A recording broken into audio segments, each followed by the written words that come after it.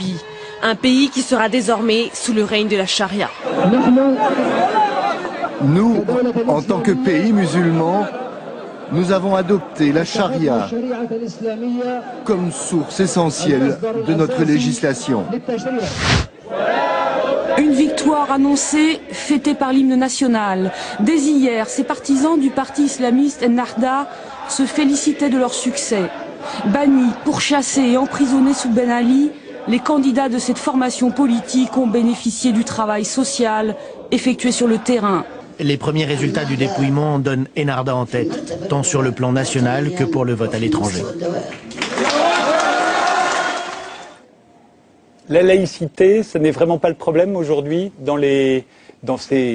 ce que vous dites vous-même, ce ne sont pas encore des révolutions, ce sont des soulèvements, on va voir. Oui, moi je suis, si vous voulez, dans le livre, je fais une première analyse de comment on peut comprendre ce qui est en train de se passer. Et ce ne sont pas, à mon sens, des révolutions.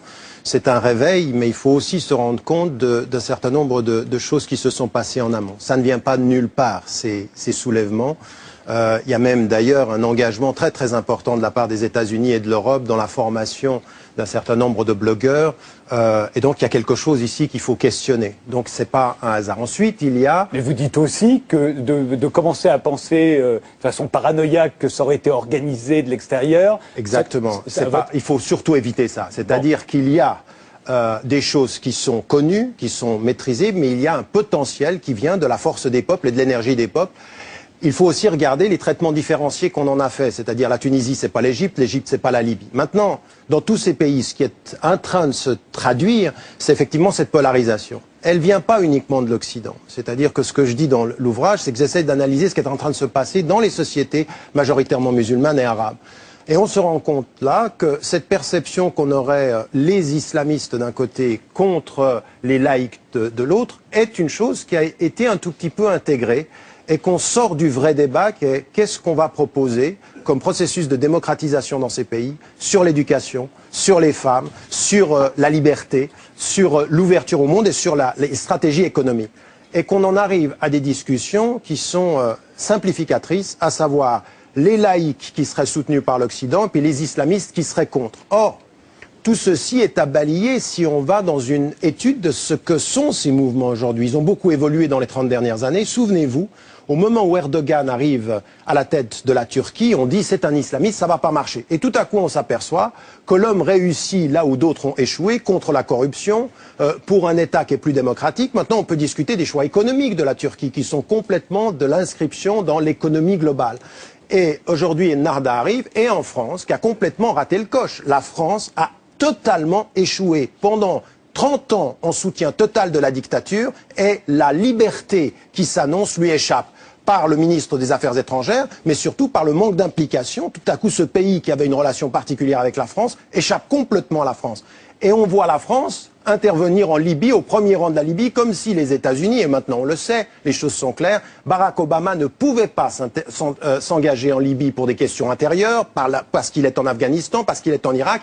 Il laisse la France prendre le leadership, et tout à coup on nous annonce que ce conseil de transition est un conseil qui va nous amener vers la démocratie, et dont le moins qu'on puisse dire, autant j'étais contre Kadhafi, autant je suis aujourd'hui perplexe devant quelqu'un qui, au moment où le pays se libère, on se demande pourquoi, dit la charia va être notre loi et la polygamie va être autorisée. Comme s'il voulait dire à son peuple, je suis complètement libyen, et à l'Occident, je ne suis pas sous la coupe libyenne, alors que l'on sait aujourd'hui que l'OTAN a soutenu la Libye pour des questions géostratégiques et économiques claires. Ça n'est pas un pays vide d'intérêt géostratégique. Alain Finkielkraut.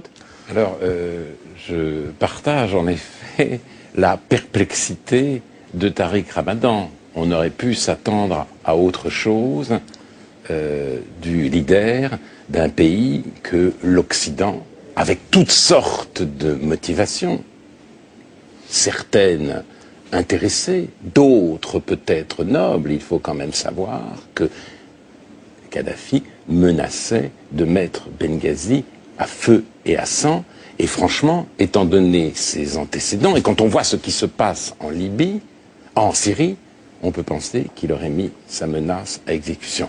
Voilà, simplement, ce n'est pas la démocratie qui est annoncée, c'est la charia, et c'est même le retour d'une polygamie totale, parce que celle-ci avait été, semble-t-il, limitée par Kadhafi. Et donc là, nous pouvons nous interroger sur la nature du printemps arabe. Et nous devions le faire aussi quand le mouvement a commencé. Mais c'était extrêmement difficile lorsque j'ai essayé de dire à la fois mon émerveillement devant un véritable événement, c'est-à-dire quelque chose qui surgissait d'imprévu, et mon inquiétude, j'ai été très vivement avec d'autres, rappelé à l'ordre, notamment par les journalistes, parce que Tariq Ramadan parle d'un climat d'islamophobie qui régnerait en France. Moi, j'ai été accusé, tout simplement parce que j'avais ces inquiétudes, d'être obnubilé par l'islamisme, incapable de penser une démocratie arabe, ou juste ignorant, et je faisais partie de ce qu'on a appelé l'intelligentsia du silence, étonnamment discrète sur les révoltes arabes. Non, on n'est pas forcément discret, on connaît le précédent de la révolution iranienne, on voudrait tout faire pour donner tort à la thèse d'Huntington sur le clash, ou en tout cas le divorce des civilisations, mais on sait aussi que dans le monde arabo-musulman, les droits des femmes ne sont pas, si vous voulez, n'ont pas été conquis par un mouvement populaire, ils ont été octroyés, et notamment en Tunisie. Donc, les femmes ont été les actrices de ce mouvement, et en même temps, elles sont menacées par ce qui se passe. Nous pouvons... voilà, et c'est la situation dans laquelle nous nous trouvons aujourd'hui. Si je peux me permettre de répondre à cela, parce que, encore une fois, que aujourd'hui, à l'heure qu'il est, on ait des questions à poser, que l'on ne sache pas où l'on va. Je veux dire, je suis le premier à dire, quand on analyse ce qui est en train de se passer en Égypte aujourd'hui avec le rôle de l'armée, quand on ne sait pas ce qui est en train de se passer en Syrie, le problème, il est double. Autant il faut suspendre son jugement, mais votre façon de conclure que ce ne sera pas une démocratie... Je ne conclus pas. Ah, alors je suis content que vous ne concluiez pas, parce que vous avez dit... Alors la bêtise consisterait à vouloir conclure. D'accord. Je ne conclus pas. C'est très bien, nous sommes d'accord là-dessus. Non, mais ce que je veux dire... complexe et pluriel. Non, mais pas de conclure sur l'analyse du mouvement, mais de conclure sur le fait que parce qu'un pays va se référer à la charia, ça ne pourra pas être une démocratie. Alors il y a façon de comprendre la charia, et donc il faut laisser ces processus. Rappelez-nous ce qu'est la charia. Non, la charia, c'est très rapidement, c'est souvent ce que l'on dit la loi islamique, mais c'est aussi perçu et compris par un certain nombre de traditions comme la voie de la fidélité, et donc elle peut être prise surtout sur les finalités qu'on essaye d'atteindre, comme la liberté, comme le pluralisme. Donc par exemple, dans la tradition turque... le bien-être des femmes en particulier, des enfants, Exactement, donc ça peut être beaucoup plus que simplement un ordre de droit. Donc c'est trop rapide de conclure que dès qu'on parle de charia, ça ne pourra pas être un processus démocratique. Ça, c'est une chose, même par rapport à la Libye. Il faut espérer que quelque chose va évoluer. Il faut aussi dire que sur les 30 dernières années, ces mouvements ont évolué. Et là où encore une fois, mon questionnement vis-à-vis de vous en tant qu'intellectuel, c'est que dans ce que vous avez dit, par exemple, vis-à-vis des femmes en Tunisie, et c'est vrai qu'il y a eu une évolution, il faut que vous ayez à le dire avec force. On ne peut pas, on ne pourra jamais justifier l'amélioration du statut des femmes en se taisant en face de la dictature. Or, l'intelligentsia française s'est tue pendant des décennies en disant les femmes sont libres, c'est normal que le peuple soit assujetti, ou on l'accepte. C'est non. Et de la même façon, il faut aussi que l'on dise par rapport aux pétromonarchies, vis-à-vis desquelles on se tait, ça ne nous intéresse pas le statut des femmes dans les pays qui nous donnent du pétrole. Ça ne nous intéresse pas tellement aujourd'hui, même dans les processus de démocratisation. Or, j'aimerais vous dire que dans beaucoup de pays, même en Turquie dont on parle peu, même en Égypte, les révolutions ont été aussi le fait de beaucoup de femmes.